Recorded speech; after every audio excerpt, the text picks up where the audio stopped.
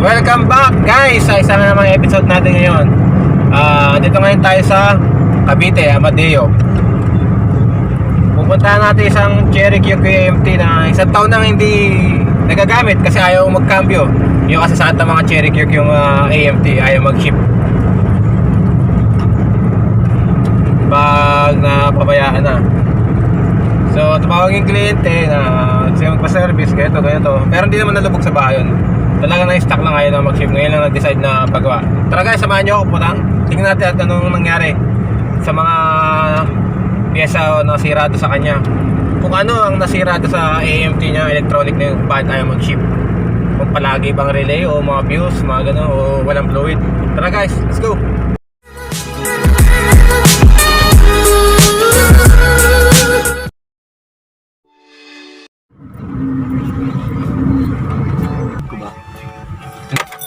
Kasya pa naman. 2,000 ano? Saan kayo, Brad? Ano, atak mo? Buwan na yan. Buwan lang.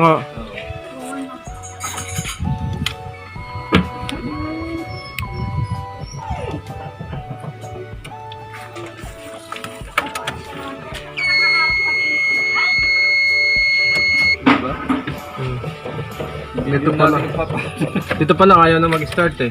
Yeah.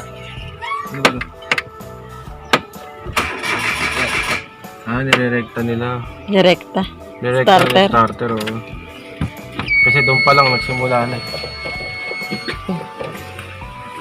Doon nagsimula na siya masira pala. Kaya mandar siya dahil naglagay ng wire. Direkta. Direkta. Nagbayaw ko yan eh. Tinawagan mo siya. Kaya umandar. Binaypasan na yung starter.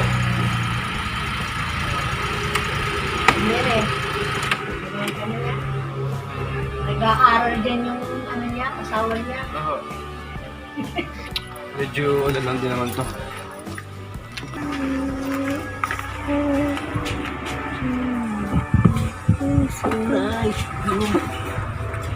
Yung kayong dalawa nagkagawa. Siya lang po. Ah. Para mapa-under niya,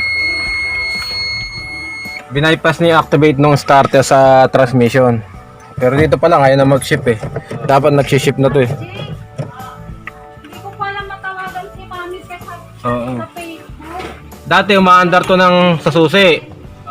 Eh ngayon, nasira yung sa transmission niya. Damay kasi yung starter eh.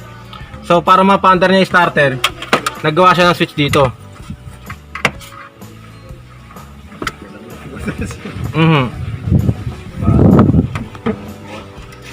Eh sino ba yung ano, kausap ko ng lalaki kasi? Ano ko yun? Wala nang problema sa pambayad yung pagkakon na ayos lang. Naman to, hindi pa to masyadong ano. Hindi pa. Diba, dati nga nagagamit ko yan eh. Kaya pa trabaho ko sa bahay nila sa Paso lang tayo. Si service. Problema nga lang ko minsan, mahirap sa atras. Mahirap pasok sa atras. Eh baka minsan kailangan i-scan. Turkey? Basag-basag na rin to, wala talaga stock na to eh. Walang available, kahit yung replacement, wala eh. Nabili nila na yung ganyan na yan eh. Pwede rin, may bago sa stock nito.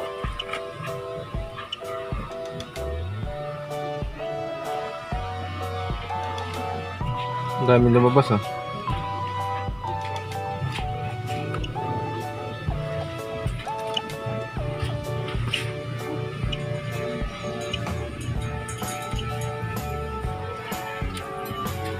Switch lever. Switch lever. Insufficient capacity. May gumalaw ba na ito iba? Wala naman no?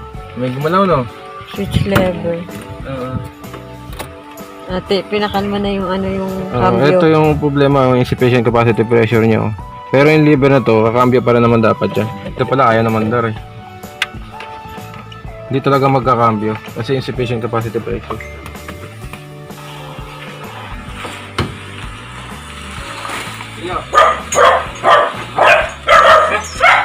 Ano?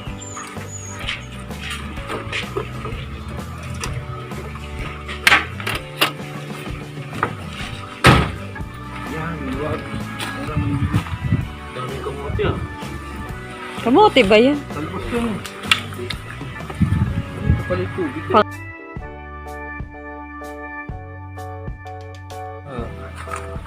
Yun o, hindi. Parang nalubog sa baha yung ano niya. Ano pa nga na may ari? May bypass lang silang nabili eh.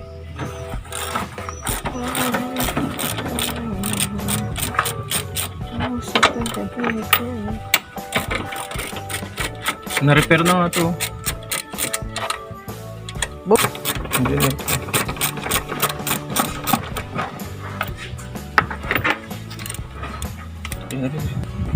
Oh, tamo. Hindi man yung activate.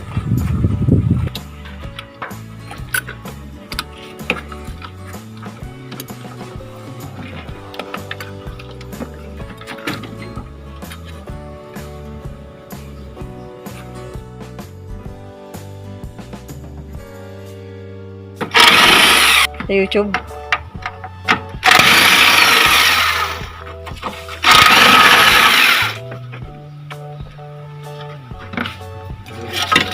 Cellphone eh. Nabili nga lang yung update sa cellphone din.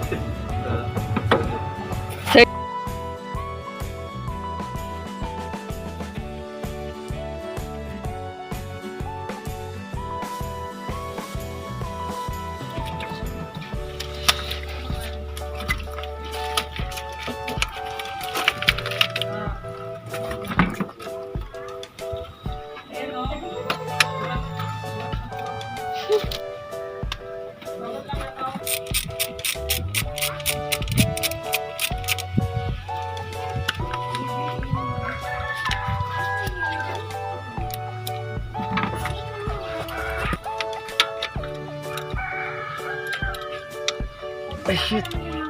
Magalit?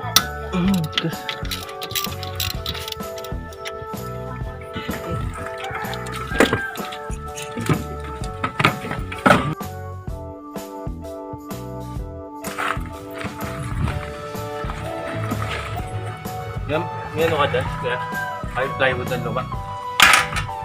Kapatungan? Oo. Ito parang...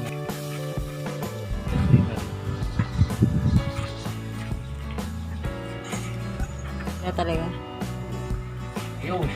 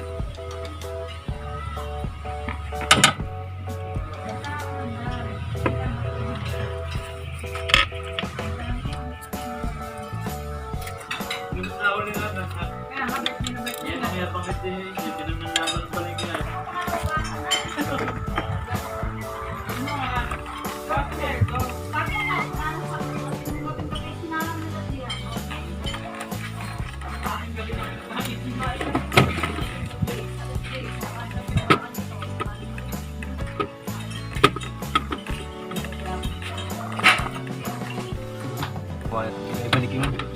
Alin?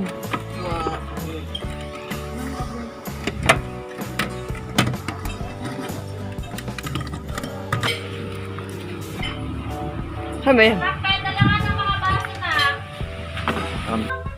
Ito yung starter. Yung direkta. Tatanggalin mo.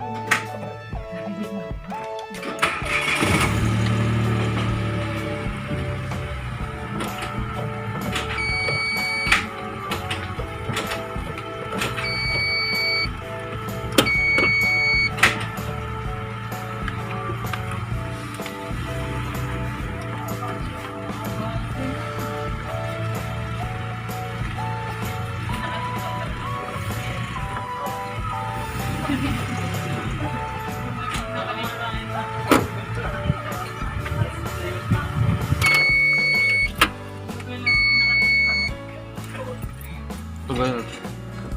Alin? Yung right hand.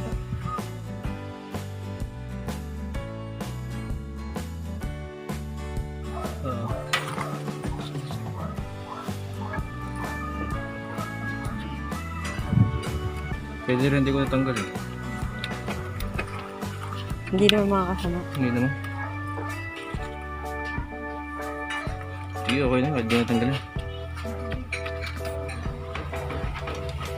May isa kasi kailangan. Okay na.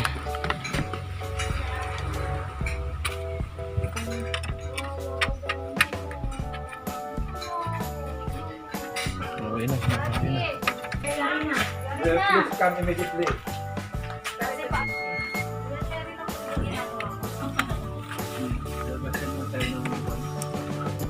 Mami, pangalan si Kuya.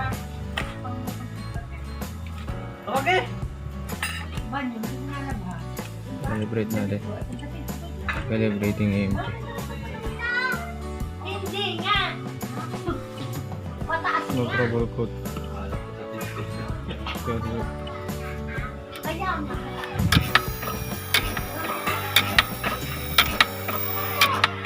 Mga galaw ba? Kaya. Kapit ba hindi?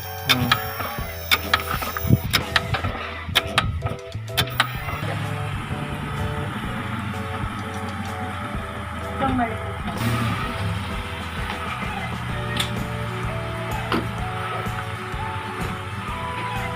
Ay.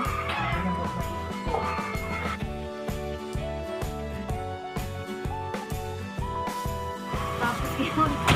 Sabi niya ito.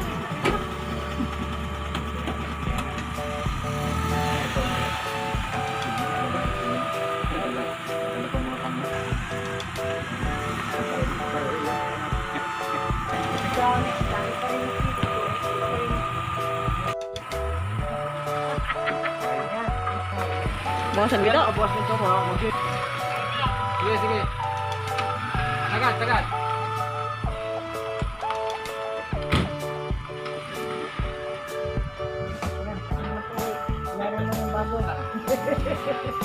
Filing.